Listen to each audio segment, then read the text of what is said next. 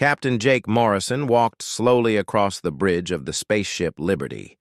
His boots made soft sounds on the metal floor as he moved toward the big window that showed the stars outside.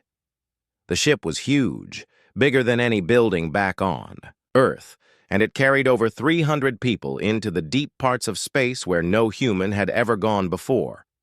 Jake stopped at the window and looked out at the darkness ahead. They were getting close to a place called the Kepler Void. For more than 200 years, space maps had marked this area with red warnings. Ships were told to stay away. But now, Earth needed something that could only be found here. The planet was running out of the special metals needed to build new spaceships and cities. Scientists had found signs that the Kepler Void had more of these metals than anywhere else in the galaxy. The government decided the risk was worth it. They sent the Liberty, their best ship, to see what was really there. Jake had been flying spaceships for 20 years. He had seen strange things in space before. Dead planets, floating rocks as big as moons, and lights that moved in ways that science could not explain.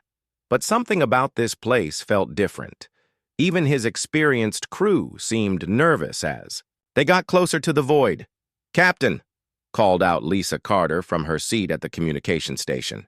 She was young, maybe 25, with short brown hair and quick hands that moved over her controls like a piano player. "I'm getting some weird signals on the radio." Jake turned away from the window and walked over to her station. "What kind of signals?" Lisa put her hand to her ear and listened to her headphones. Her face showed confusion. "They're not coming from any human ships, sir. The frequency is all wrong. And the language—" She shook her head. "It doesn't sound like anything I've heard before." At the science station, Dr. Alan Rodriguez looked up from his computer screen. Alan was an older man with gray hair and thick glasses who had studied alien life for most of his career. "Captain, I think you should see this." Jake walked over to Alan's station. The screen showed old documents, pages that looked yellow and cracked even though they were just computer images. The writing was in English, but it was the old kind that people used hundreds of years ago. "These are from the first colony ships," Alan explained. "I found them buried deep in our computer files. Look at this part here." He pointed to a section of text on the screen. Jake read the words slowly. They talked about warnings from something called the Guardians of the Deep. The old colonists wrote about voices in space that told them to stay away from certain areas. They wrote about a great ship that would come if people went too far into the forbidden zones. "Most people think these stories are fake," Alan said. "They think the early colonists made them up because they were lonely and scared in space. But what if they were real?" Before Jake could answer, Tony Williams called out from the navigation station. Tony was a tall, thin man who had been mapping space routes longer than anyone else on the ship. "Captain, you need to see this right now." Jake moved quickly to Tony's station. The navigation screen showed a three-dimensional map of the space around them. In the center of the screen, a red dot was moving toward their ship. Numbers on the side of the screen showed how big the object was. "It's huge," Tony said, his voice quiet with shock. 3,000 kilometers long, that's bigger than most moons, and it's definitely not natural." Jake stared at the screen. No human ship had ever been built that large. The biggest ships that Earth could make were only a few kilometers long. This thing was massive beyond anything they had ever imagined. "How fast is it moving?" Jake asked. Tony checked his instruments. "About half the speed of light. At that rate, it will reach us in 6 hours. The bridge became very quiet. Everyone stopped what they were doing and looked at the screens. Outside the windows, space looked the same as always, just darkness and stars. But somewhere out there, something enormous was coming toward them. Lisa suddenly sat up straight in her chair. "Captain, I'm getting a signal. It's strong and clear, coming from the direction of that object. Put it on the speakers," Jake ordered. The bridge filled with a sound unlike anything they had ever heard. It was like music, but not human music. The notes were too deep and too high at the same time. It sounded ancient, older than anything Jake could imagine. Then the music stopped, and a voice spoke.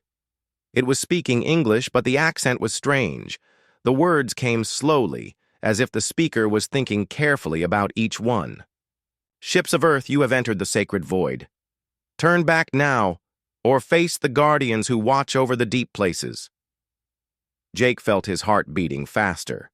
He looked around the bridge at his crew. Lisa was staring at her radio equipment with wide eyes. Tony was checking and rechecking his navigation instruments. Alan was rapidly typing on his computer, trying to record everything. "Should I answer them, sir?" Lisa asked. Jake thought for a moment. This was why Earth had sent him out here. To explore, to make contact, to find answers. He had to try to communicate, even if he was scared. "Open a channel," he said. Lisa pressed some buttons on her console. "Channel open, sir." Jake cleared his throat and spoke toward the microphone. "This is Captain Jake Morrison of the Earthship Liberty. We are explorers from the planet Earth. We mean no harm. We're here to study this region of space." The response came back immediately. And this time the voice sounded angry. "Earthship, your people were given warnings long ago. The knowledge was passed to your ancestors. That you have forgotten does not excuse your presence here. You have violated the ancient agreements." Jake looked at Alan, who was frantically searching through more old documents on his computer. Alan shook his head, showing that he couldn't find anything about agreements or treaties. "We have no record of any agreements," Jake said into the microphone. "Our people may have lost this information over time. Can you help us understand?" There was a long pause. Then the voice spoke again, and this time it sounded sad rather than angry. "The young races always forget. They think their short lives and brief histories are all that matter. Very well, Earthship. You will be shown why the warnings exist. Perhaps your people will remember this time." The signal ended, leaving the bridge in silence. Outside the windows, space looked the same, but Jake knew that everything had changed. They were no longer alone in the universe, and whoever was out there was not happy to see them. The Liberty continued moving toward the Kepler void, and somewhere, in the darkness ahead, something ancient and powerful was waiting for them. 4 hours later, the Coalition fleet had regrouped around the UES Steadfast. The alien ships moved with careful respect around the human vessel, no longer treating it like a slow burden that needed protection. The sleek Zephyrian cruisers and elegant Kitharan destroyers seemed almost delicate as they floated near the scarred but unbroken human warship. Captain Jake Martinez stood on his bridge, watching repair crews work on the outer hull through the large windows. The damage was mostly cosmetic. Scorch marks from enemy weapons covered large sections of the ship's armor, but the hull itself was intact. The coherent diamond matrix had done its job perfectly, absorbing massive amounts of energy without allowing any real damage to occur. Admiral Zekthor appeared on the main communication screen. The alien leader looked different now. His 4 eyes showed respect instead of condescension, and his voice carried none of its earlier arrogance. The blue-skinned admiral had learned a hard lesson about underestimating humans. "Captain Martinez, I owe you and your crew an apology," the alien said.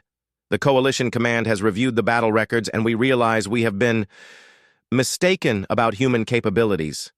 Jake nodded politely. "No apology necessary, Admiral. We all have different ways of fighting. Today just happened to be a good day for our way. Your single ship eliminated more enemy vessels than the rest of the Coalition fleet combined," said Admiral Zekthor. "Our tactical computers are still trying to understand how your weapons work." Chief Engineer Amy Rodriguez looked up from her repair reports and smiled. "Tell your computers not to think too hard about it. Humans just like to keep things simple. We find the biggest, heaviest thing we can and throw it really, really fast." The alien admiral's expression showed he was still struggling to understand. "But the energy requirements for such weapons must be enormous. How do you power systems that can accelerate objects to relativistic speeds?" Lieutenant Ben Wright answered, from his sensor station. We use fusion reactors that are 10 times more powerful than anything the galaxy has seen before. Most of our ship's interior space is dedicated to power generation and the magnetic rail systems. This is why your ships are so large and slow, said Admiral Zekthor with sudden understanding. You sacrificed speed and maneuverability for armor and firepower. Exactly, said Jake. While everyone else was building ships to run away from problems, we built ships to solve them permanently. Commander Lisa Parker added her own thoughts. In human military history, heavy armor and powerful weapons have always beaten speed and agility in the long run. We just applied the same principles to space combat. The communication ended, and Jake turned to address his crew. Ensign Danny Collins was updating the navigation logs.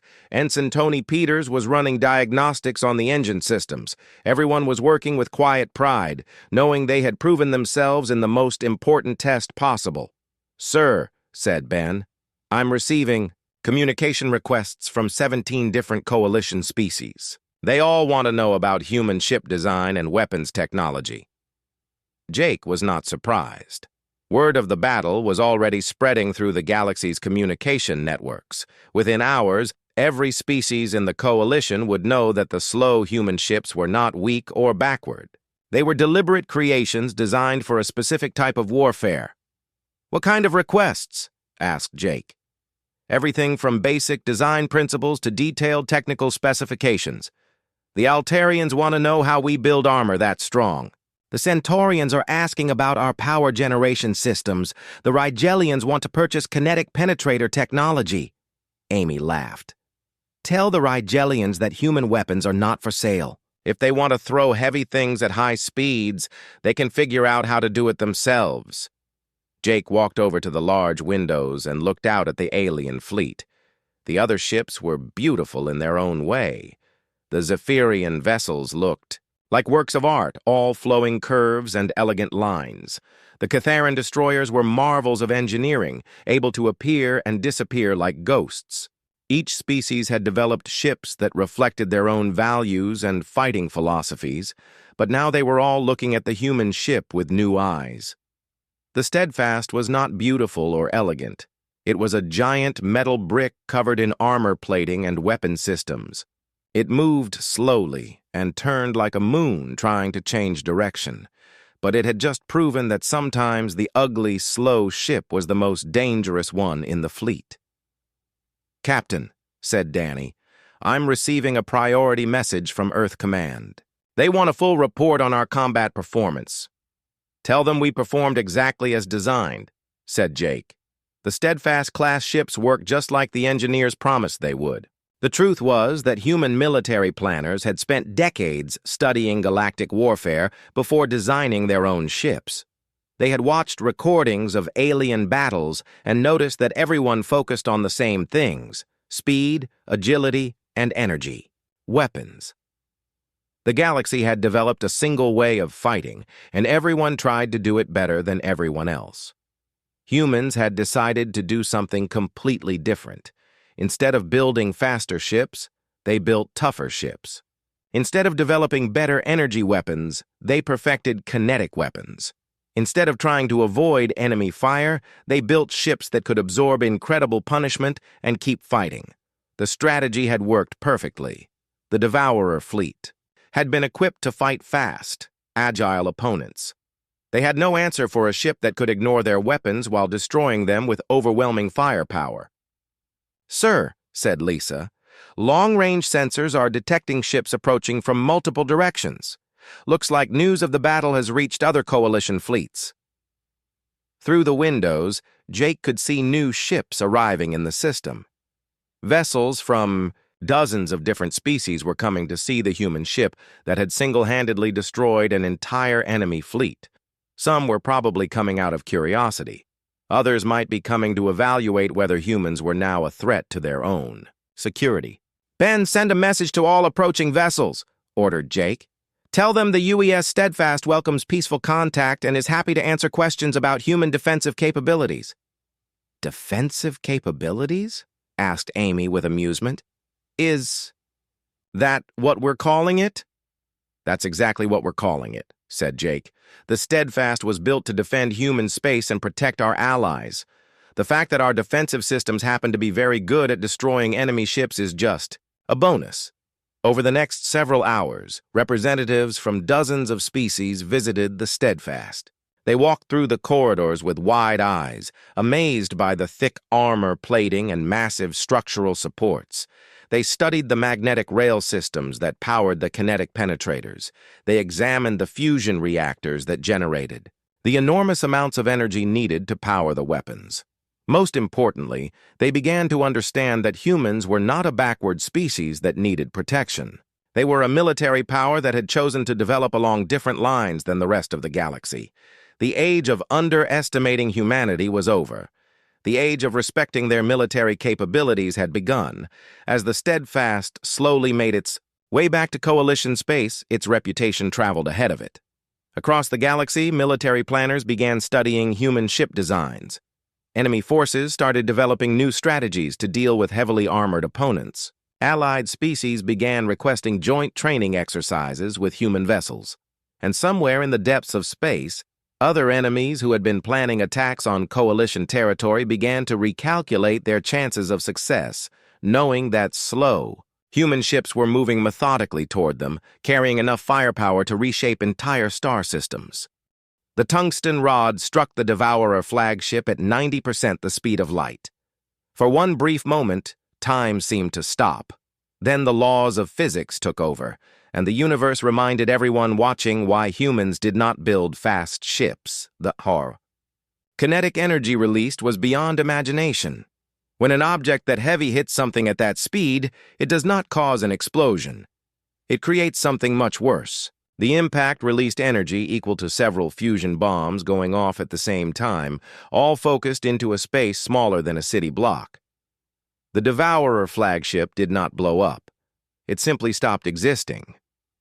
The massive enemy vessel, which had been firing at the Steadfast just moments before, vanished in a flash of light brighter than a small star. The three ships flying directly behind it disappeared as well, caught in the wave of destruction that followed the impact. The shockwave from the collision sent burning debris flying in all directions, damaging dozens of nearby Devourer vessels. Captain Jake Martinez watched the explosion through the bridge windows of the Steadfast. Even through the protective filters, the light was almost too bright to look at directly. The enemy flagship had been there 1 second, and the next second, there was nothing but an expanding cloud of superheated gas and twisted metal. Direct. "Hit!" said Commander Lisa Parker, though her voice showed she was as amazed as everyone else. Enemy flagship completely destroyed. 3 escort vessels also eliminated by secondary effects. Lieutenant Ben Wright stared at his sensor displays. "Captain, I'm reading massive energy signatures throughout our ship. The alien vessels are detecting our power buildups." Through the communication system, they could hear Admiral Zekthor's voice. The alien commander sounded shocked and confused. "Human vessel? What kind of weapon was that? We are reading energy levels unlike anything in our databases." Jake allowed himself a small smile. The aliens were beginning to understand that humans were not the simple, backward species they had thought. But the demonstration was far from over. "Amy, how are our weapon systems?" asked Jake. Chief Engineer Amy Rodriguez checked her displays and grinned. "All systems operating perfectly, Captain. The recoil dampeners handled the shot without any problems. And, sir, we have 17 more kinetic penetrators ready to fire." The truth was that the Steadfast carried 18 of the devastating weapons, each one capable of destroying the largest enemy ships with a single shot. The aliens had been so focused on building fast, agile vessels that they had never considered someone might choose to build ships designed to absorb damage while delivering overwhelming firepower. Jake opened a communication channel to the remaining Devourer fleet. His voice was calm and professional, like he was discussing the weather instead of threatening to destroy an entire enemy force. "Attention. Devourer vessels. You have 10 seconds to begin immediate withdrawal from this system, or we will demonstrate why humans do not need to build fast ships." The response came quickly. Instead of retreating, the Devourer fleet turned all their remaining weapons toward the Steadfast. Hundreds of energy beams struck the human ship as the enemy commander tried to destroy the vessel that had just eliminated his flagship. But the Steadfast armor held.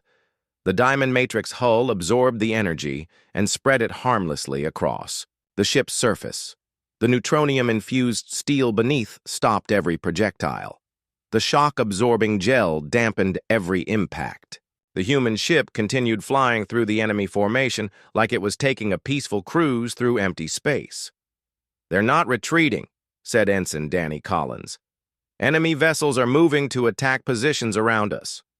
"Their mistake," said Jake. "Lisa, you have permission to fire at will." What followed was not a battle in the traditional sense. It was a methodical demonstration of human weapons technology. The Steadfast moved slowly through the Devourer formation, taking enormous amounts of enemy fire without being damaged, while firing kinetic penetrators with deadly precision. Each shot was perfectly aimed. Lisa had trained for years on targeting systems, and she did not miss. The tungsten rods streaked through space at incredible speeds, and every impact completely destroyed its target. The Devourer's superior numbers meant nothing when they could not damage their opponent and could not escape the range of the human weapons. "Target destroyed," Lisa reported as another Devourer cruiser vanished in a flash of light. Switching to next target, the magnetic rails charged again with their thunder-like sound. Another tungsten rod accelerated to relativistic speed. Another enemy ship ceased to exist. Target destroyed. Switching to next target. Again and again, the process repeated. The Steadfast fired its devastating weapons with the steady rhythm of a heartbeat, each shot eliminating another Devourer vessel. The enemy ships tried everything they could think of. They concentrated their fire on single points of the human ship's hull, hoping to find a weak spot. They launched swarm attacks from multiple directions at once. They even tried ramming the Steadfast with their own vessels. Nothing worked. The human ship was simply too tough to damage with the weapons the Devourers carried, and its own weapons were too powerful for any enemy vessel to survive. Ben watched his tactical display with growing amazement. "Captain, we've destroyed over 60 enemy vessels in the last 15 minutes. The remaining Devourer ships are breaking formation." Through the windows, they could see the surviving enemy vessels scattering in all directions. The ships that had seemed so threatening just a short time ago were now fleeing like frightened animals. Their perfect trap had turned into a slaughter, and they were running for their lives. "Enemy fleet is in full retreat," reported Danny. "They're jumping to faster-than-light speeds and leaving the system." Jake nodded with satisfaction. The demonstration was complete. The galaxy had just learned that human military technology was not backward or primitive. It was simply designed according to different principles than what everyone else used.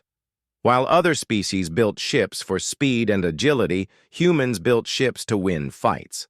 While other species developed elegant energy weapons, humans perfected the art of throwing heavy objects at extreme speeds. While other species danced around their enemies, humans flew straight at them and absorbed whatever punishment was thrown their way. "Lisa, secure all weapon systems," ordered Jake. "Amy, begin damage assessment and repairs." "Damage assessment complete," said Amy almost immediately. "Hull integrity at 96%, all systems operating normally. Estimated repair time, 4 hours for cosmetic work only." The Steadfast had taken fire from hundreds of enemy weapons for over 20 minutes, and it needed only minor repairs. The human ship had proven that armor and firepower could be more effective than speed and maneuverability. Admiral Zekthor's voice came over the communication system again, but this time his tone was completely different. Instead of condescension, there was respect and perhaps a little fear. "Captain Martinez, the Coalition Command requests a full report on your vessel's capabilities. We had severely underestimated human tactical doctrine." Jake looked around his bridge at the faces of his crew. They were smiling now, proud of their ship and what they had accomplished. For too long, they had been treated like the slow kids in a class full of gifted students. Today, they had proven that sometimes the slow student knows something the gifted ones do not. Admiral, tell Coalition Command that humans are happy to share our military philosophy. When someone brings a knife to a fight, we bring a gun. When they bring a gun, we bring a cannon. When they bring a cannon, we bring something that can crack planets. The communication ended, and Jake turned to look out at the alien ships that were slowly approaching the Steadfast. The sleek, fast vessels, that had seemed so superior now, looked almost fragile as they moved carefully around the scarred but unbroken human ship. The UES Steadfast did not dodge or weave like the alien ships. It did not perform the elegant combat maneuvers that military academies across the galaxy taught as essential for survival. Instead, it flew straight toward the thickest concentration of devourer vessels like a cannonball fired from an ancient Earth weapon. Captain Jake Martinez stood calmly on his bridge while enemy fire rained down on his ship. Through the windows, space looked like a lightning storm as hundreds of energy beams struck the Steadfast's hull.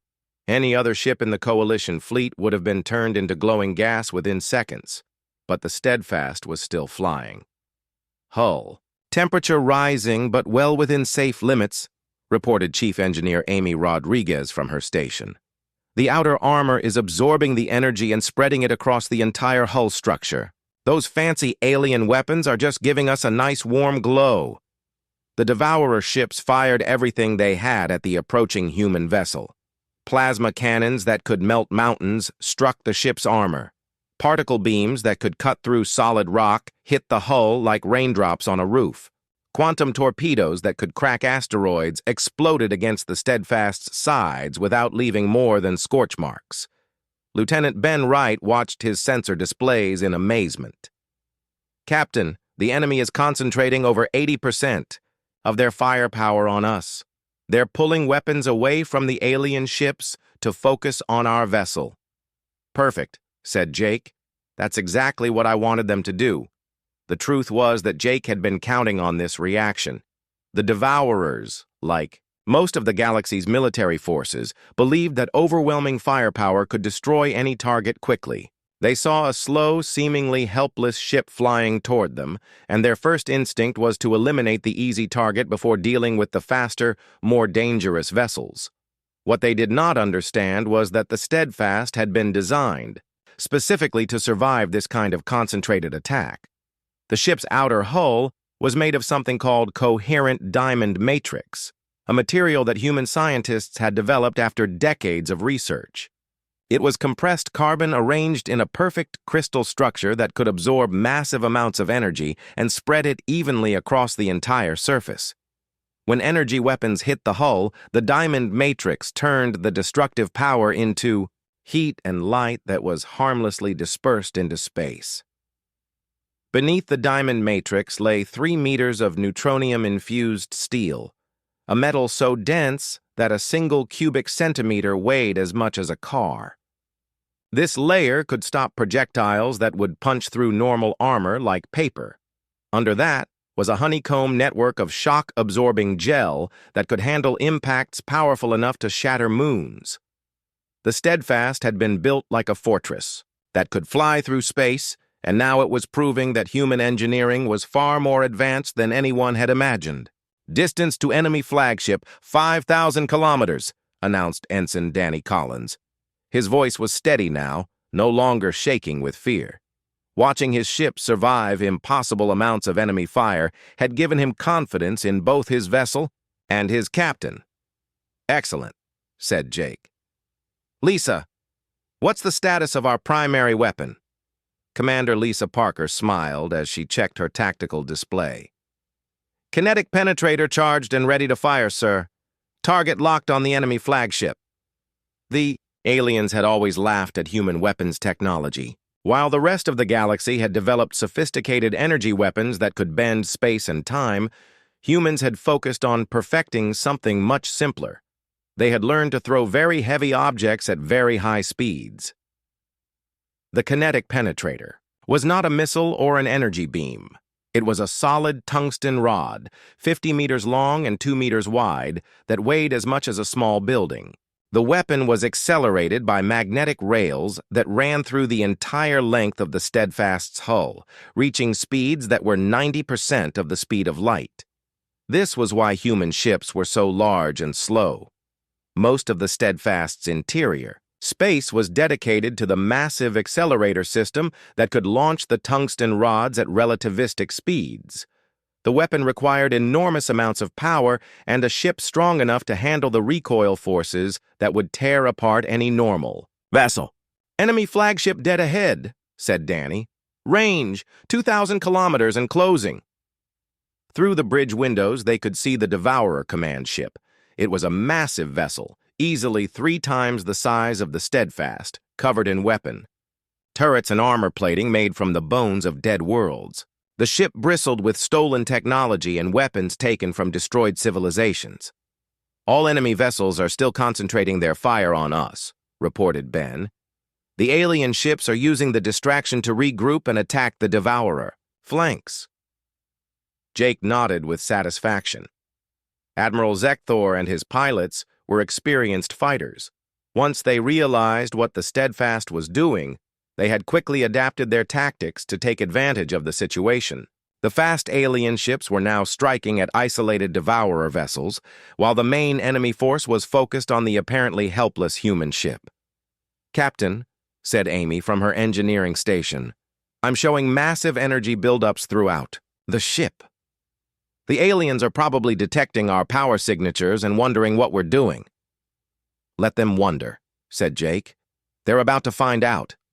The Devourer flagship loomed ahead of them, its dark hull covered in weapon ports that were all firing at the approaching human vessel. The enemy captain probably thought this was going to be an easy victory. A slow human ship flying straight into the most heavily defended position in the entire fleet, taking enormous amounts of damage, but somehow still approaching. What the Devourer Captain did not know was that the Steadfast had barely been scratched by the massive barrage. Human armor technology was so far beyond anything the galaxy had seen before that the enemy weapons might as well have been throwing rocks. "Range, 1,000 kilometers, said Danny. "Target locked and confirmed," said Lisa. "Kinetic penetrator ready to fire on your command." Jake looked around his bridge at the faces of his crew. They were young, but they were brave and smart, and they trusted him completely. They had followed him into what looked like certain death, and now they were about to show the galaxy what human weapons could really do. "Fire," said Jake quietly. The magnetic rails along the Steadfast's hull activated with a sound like thunder. The tungsten rod accelerated from 0 to 90%, light speed in less than a second. The recoil forces were enormous, but the ship's massive structure and advanced dampening systems absorbed the impact without any damage. The rod streaked through space faster than the eye could follow, crossing the distance to the enemy flagship in a fraction of a heartbeat. When an object moving at relativistic speed hits something solid, the laws of physics become very unforgiving. 3 days later, the Coalition fleet was deep in space near the Kepler 442 system. The area was full of asteroids floating like giant rocks in the darkness. Captain Jake Martinez stood on the bridge of the Steadfast, watching the alien ships move through the asteroid field with their usual grace and speed. The patrol had been quiet so far, too quiet, according to Chief Engineer Amy Rodriguez, who did not trust quiet moments in dangerous places. She was right to be worried. Lieutenant Ben Wright suddenly sat up straight at his sensor station. His face went pale as he stared at his screens. "Captain, I'm picking up massive energy readings from behind the largest asteroids. Something big is hiding back there." Before Jake could respond, alarms started blaring throughout the fleet. Admiral Zekthor's voice came over the communication system, but this time he did not sound smug or superior. He sounded scared. "All ships, enemy contact. Devourer fleet emerging from the asteroid field. This is not a drill." Through the bridge windows, Jake watched in amazement as hundreds of dark ships appeared from behind the asteroids. The Devourer vessels looked like giant black knives cutting through space. They were angular and ugly, built from metal taken from destroyed worlds. Each ship glowed with stolen energy from dead stars. "How many?" asked Commander Lisa Parker, her fingers already moving over her weapons controls. "I count over 300 enemy ships," said Ben, his voice shaking slightly. "They've got us completely surrounded." The Devourer fleet had laid a perfect trap. They had hidden behind the asteroids and waited for the coalition ships to enter the field. Now the enemy ships formed a complete circle around the Allied fleet, blocking every escape route. Jake watched as the alien ships immediately began their combat maneuvers. The Zephyrian cruisers scattered in all directions, their pilots using every trick they knew to avoid the incoming fire. The Kitharan destroyers activated their cloaking devices and vanished, trying to confuse the enemy targeting systems. Bright flashes of light filled space as energy weapons fired from both sides. The alien ships moved like dancers, spinning and diving between the asteroids while firing their plasma cannons and quantum torpedoes. It was exactly the kind of high-speed battle they were designed for. But something was wrong. "Captain," said Lisa, studying her tactical display, "the alien ships are taking heavy losses. The Devourers have too many ships and they're boxing our allies in." Jake could see the problem immediately. The Zephyrian and Kitharan ships were faster than the Devourers, but speed meant nothing when you were surrounded. Every time an Allied ship tried to escape, 3 Devourer vessels moved to block the way. Every evasive maneuver burned precious fuel that the alien ships would need for the long battle ahead. The Devourers were not trying to catch every ship immediately. They were patient, like hunters waiting for their prey to get tired. They knew that eventually the fast Allied ships would run out of energy, and then they would be sitting ducks. "Sir," said Ensign Danny Collins from the navigation station, "Admiral Zekthor is ordering us to retreat to the edge of the system. He says the Steadfast should run while the faster ships try to break through the enemy lines." Jake looked at the tactical display. The alien ships were fighting bravely, but they were outnumbered 10-1. Their speed and agility were keeping them alive for now, but they could not keep up the frantic pace forever. Soon the enemy would wear them down. "No," said Jake quietly. "Sir?" Danny looked confused. "I said no. We're not running away." Jake turned to his helmsman. "Ensign Peters, set course for the center of the enemy formation." Ensign Tony Peters stared at his captain like he had lost his mind. "Sir, that's directly into the heaviest fighting. The Devourers have concentrated most of their firepower in that area." "I know exactly where it is," said Jake calmly. "Take us straight in, maximum speed." The bridge crew exchanged worried glances. Amy stood up from her engineering station. "Captain, with respect, that's suicide. Our top speed is only 0.3 light speed. We'll be a sitting duck out there." "Trust me," said Jake. "All hands, this is the captain speaking. Condition red. Seal all bulkheads and prepare for heavy combat. This is not a drill." Throughout the ship, blast doors slammed shut and emergency systems activated. The crew moved to their battle stations with practiced efficiency. The Steadfast might be slow, but her crew knew their jobs. Admiral Zekthor's voice crackled over the communication system. "Human captain, what are you doing? You cannot engage that many enemy ships alone. Your vessel will be destroyed in minutes." Jake reached over and turned off the external communications. He did not need to listen to more alien advice about how humans should fight. "Lisa, charge all weapons systems. Amy, give me everything the engines have. Ben, I want constant updates on enemy positions. Danny, plot the most direct course to the enemy flagship." "The enemy flagship?" Danny's voice cracked slightly. "Sir, that ship is 3 times our size and it's surrounded by 50 escort vessels." "I know," said Jake. "That's exactly where I want to go." The Steadfast began to accelerate toward the center of the battle. Unlike the alien ships that darted and weaved through space, the human vessel flew in a perfectly straight line. There was no dancing, no fancy maneuvers, no attempts to dodge or confuse the enemy. The Devourer ships immediately noticed the approaching human vessel. To them it looked like easy prey, a slow, clumsy ship flying directly into their strongest position with no attempt to avoid their weapons. It was almost insulting. "Enemy ships are targeting us," reported Ben. "I count over 60 vessels turning. Their weapons our way." "Good," said Jake. "That means they're not shooting at our allies." Amy looked at her captain with new understanding. "You're using us as bait." "Not bait," said Jake. "Distraction. While every Devourer ship is focused on the big, slow human vessel, our faster allies can regroup and attack from better positions." The first enemy shots reached the Steadfast moments later. Plasma beams and particle cannons struck the ship's hull with tremendous force. The impacts would have vaporized any other vessel in the Coalition fleet, but the Steadfast was not like other ships.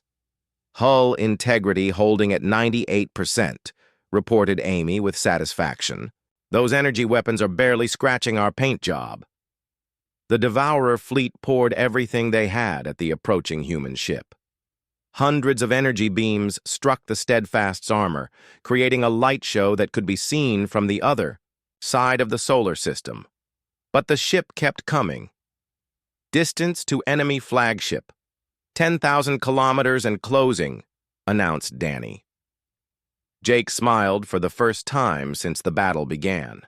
The aliens had always mocked human weapons technology, just like they mocked human ship design. They thought energy weapons and exotic matter bombs were the height of military science.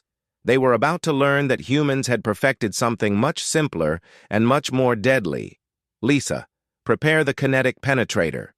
"Yes, sir," Lisa replied, her hands moving across her weapons console. "Kinetic penetrator armed and ready to fire."